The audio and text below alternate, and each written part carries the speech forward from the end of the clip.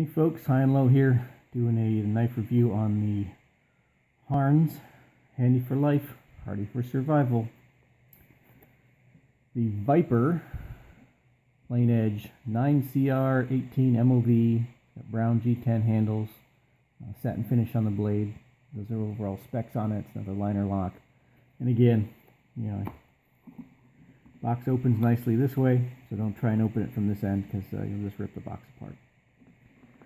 But this, the Viper, I think is actually not a copy of anything. I'll have to look that up again and I'll put an annotation in there if I'm wrong, but I believe it's actually a genuine production, start to finish Chinese knife. I'll double check that and see, but I was very impressed. It's about 12 bucks, so for what you're paying for, you're getting a pretty nice knife. There is some finishing issues inside these liners. It's got a little bit of an edge. You can kind of feel it there. It's a little sharp. It's not going to cut you or anything, but it's obviously not finished off there. The other thing that's kind of interesting, I don't know if I can get a shot of that in there. If you look inside the liners, I'll try and do it with the knife out. There's they've actually made cutouts. You can see those little circles here. We've got cutouts in the liners all the way around. Trying to get in there with the light and everything. But they've actually got cutouts, circular, oval cutouts, 1, 2, 3, to try and reduce the weight a little bit on there. So they're doing a little bit of machining work in there to try and make it a little bit, you can see one right there, make it a little bit lighter and easier to carry. Open lanyard hole. I kind of wish they would just fill those because it's real rough on your lanyards when they do that, but they got corners. It's got this thumb wheel, which some folks don't like. I don't particularly like it because it just seems like that's going to pop off the top of it because that's where the force of your thumb is going against it to open it, but it is what it is. Really deep pocket, deep carry clip here for your pocket. It is actually, if I can get a shot of that, 9CR 18 MOV steel, which according to some folks is just about as good as 440C. It's equivalent type steel, so this is a pretty good steel for what you're getting. And I gotta say, this is almost a frame lock knife. If you look at the way it's designed, it's sort of a frame lock with scales on it because it's got the little cutout here. It's got a really thick, these liners are really thick, which is probably why they did sort of the circular cutouts in the center there.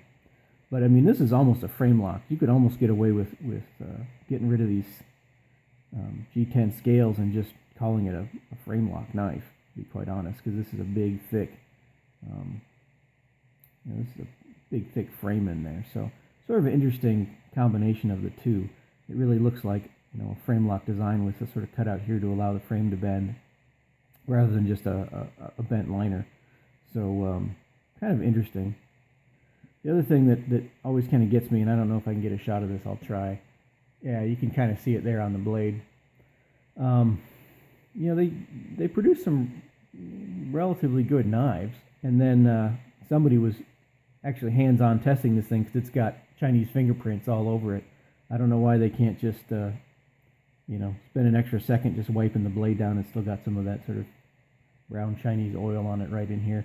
I don't know why they just can't spend, they got a relatively nice box and label and logo and all this other stuff. I don't know why they can't just spend 2 seconds and get the fingerprints off there. I'll try and get another shot of it. This thing is covered with some Chinese guy's fingerprints, which is kind of weird. So I'll clean that off when I get to using it and everything. But, it's really pretty comfortable grip. Ergonomics, pretty nice. It's got a long, kind of narrow blade.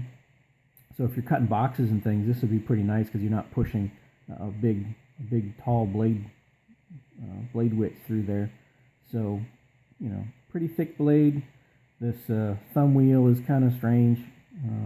I've known other knives that do it. I don't particularly like it. I like the studs a little bit better. It does give you real good purchase for opening it, but I just think that's going to be a break point because you're putting the force right on the top of that screw there. But that's just my opinion. So pocket clip is very strong. You're not going to lose this thing, that's for sure. And it's a big It's a pretty big knife. I'll give you a quick comparison of just a standard Swiss Army knife. And this is a pretty good sized knife to be carrying around, but it is fairly slim. I mean, well, it's thick, but it's kind of narrow. We'll talk about height. So it's a little thick, but it's not a real bulky knife. You get a lot of knife for a relatively compact package. So, and it's super sharp. This one came really sharp out of the box. I was really impressed with that.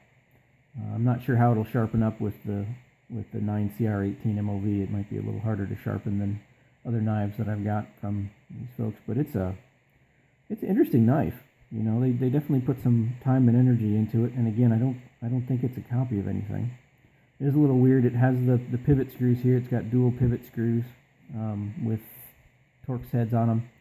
There's no way you can get to this one without taking the clip off. So if this one on the other side spins while you're turning it, you're going to be kind of stuck. If you want to adjust the tension, you're going to have to take this clip off, which might be a bit of a pain for some folks. But really interesting knife, all in all, and I do kind of like that they actually have names for their knives, so we don't have to just keep calling them, you know, G462 or something. And see if you can see some of the fingerprints on this side of it. You know, this thing is just got fingerprints all over it. So, and it came right out of the box like that. I mean, somebody was kind of wiggling, which is nice. I mean, they were checking it for blade play and stuff. So someone actually, this didn't just come right off a factory floor. Somebody put their hands on it and tried to see. You know, no blade play. You know, up and down, side to side, a really good, strong, solid lockup on there. Lockup is, geez, I would say just over 50%. So real nice. I'm pretty happy with this one. This one's definitely going to be getting some use because it's, you know, a little drab, kind of color-wise, and maybe a little bit ugly, but definitely got some utility to it and a very comfortable knife to use.